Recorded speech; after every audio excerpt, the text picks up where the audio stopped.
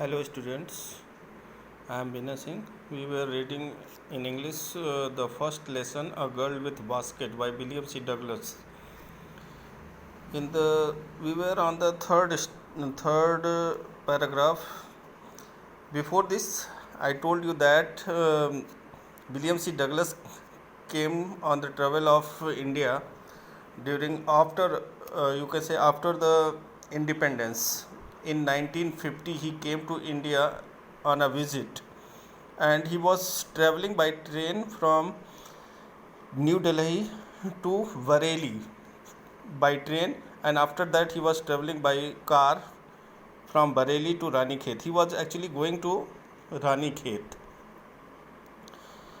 and it was his habit to open the gate of compartment, and walk down the station, every stations where the passenger train stopped, and talk to the people. And in this way, by talking to the people, he wanted to know what are their opinions and their attitude toward the officials.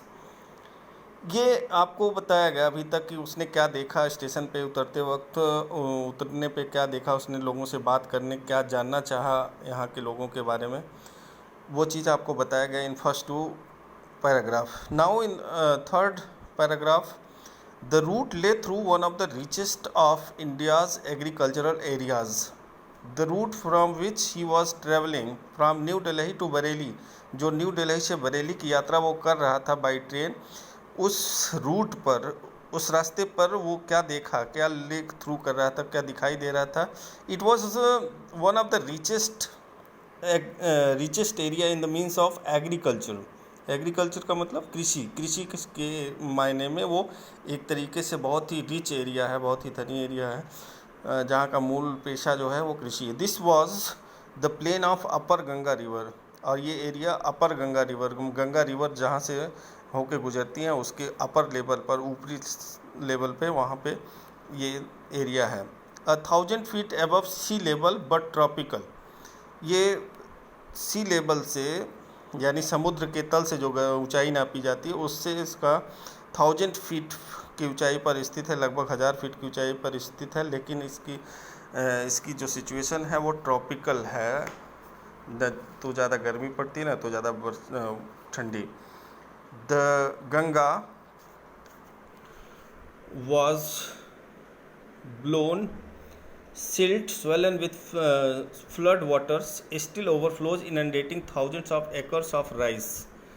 Brown जो गंगा वहाँ से जो गुजरी हैं उसके आसपास जब वो बरसात में वो पूरी तरीके से ओवरफ्लो होती हैं, स्वेलन होती हैं, यानी जब बाढ़ का समय आता है उस समय वहाँ पे क्या होता है कि वो फ्लडेड वाटर जो है वो ओवरफ्लो होने की वजह से it covers 1000 acres of rice area, because it is the area of agriculture. और गंगा जब बढ़ती हैं तो वो अपने आसपास के क्षेत्रों को भी अपने फ्लड एरिया में कवर कर लेती हैं. जो राइस का एरिया है, जो धान का खेत है, उसमें भी वो फैल जाती हैं. The north where the jungle great expanses of grass. North में जो उसने देखा, नॉर्थ साइड में यानी उत्तरी दिशा में उसने जो देखा कि it was the great expansion of jungle area. वो विस्तारित है जंगल एरिया जहाँ पे बड़े बड़े ग्रास दिखाई दिए. Than a man's head, man से भी बड़े बड़े ग्रासेस दिखाई दिए वो उसको. And unbroken except an occasional clump of trees. और वो ग्रास एरिया जो है वो अनब्रोकन था लगभग, जबकि बीच बीच में कहीं पे अकेजनल क्लम्प ऑफ ट्रीज़, पेड़ों का झुंड भी कहीं कहीं पे दिखाई दे रहा था. The home of tigers, elephants and pythons, जहाँ पे बड़े बड़े जंगली जीव जैसे टाइगर्स, एलिफेंट्स और पिथॉन्स, अजगर भी आपको मिल सकते थे उस जंगली एरिया में. एंड कोबराज, जंगली सांप, कोबराज या पिथॉन्स, अजगर या कोबरा सांप भी उसको दिखाई पड़ सकते थे आपको वहाँ पे उस एरिया में. Everywhere else there was flat land running to the horizon. और जो उसने देखा, एक तरफ में गंगा नदी का विस्तार था, दूसरी तरफ नॉर्थ साइड में उसने जंगल देखा, बड़े बड़े ग्रास देखे, और उसके एवरीथिंग एल्स आगे बढ़ने पर उसको फ्लैट लैंड यानी खुला मैदानी क्षेत्र दिखाई दिया आगे बढ़ने पर। And running to the horizon, और इसका खुला मैदान यानी फील्ड एरिया जो उसने देखा वो उसका विस्तार हॉरिजन तक मतलब क्षितिज तक, जहाँ पे ऐसा लगता है कि आसमान और धरती जो है वो एक दूसरे से मिले हुए हैं, वो वहाँ तक इसका विस्तार, मतलब काफ़ी हद तक काफ़ी लंबा चौड़ा विस्तार उसको मैदानी एरिया का भी दिखाई दिया आगे चलने पर। But dotted here and there by the sacred banyan tree, but कहीं कहीं पर बीच बीच में उसको बनियान ट्री जो हिंदू धर्म का पूज्य वृक्ष है वो भी कहीं कहीं पर उसको पवित्र बनियान ट्री भी उसको दिखाई दिया। Or by the rows of pakar trees, या कहीं पर पाकर ट्री का भी एक रो या पंक्ति उसकी भी दिखाई दी।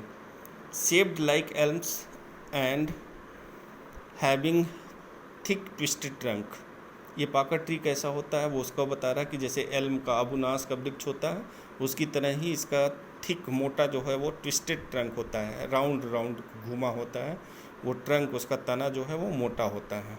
ये इसकी विशेषता होती है पाकर ट्री की। ये भी कहीं कहीं का बीच बीच में उसको दिखाई दी है। आगे का कुछ आपको अगले वीडियो में लंबा होता जा रहा है।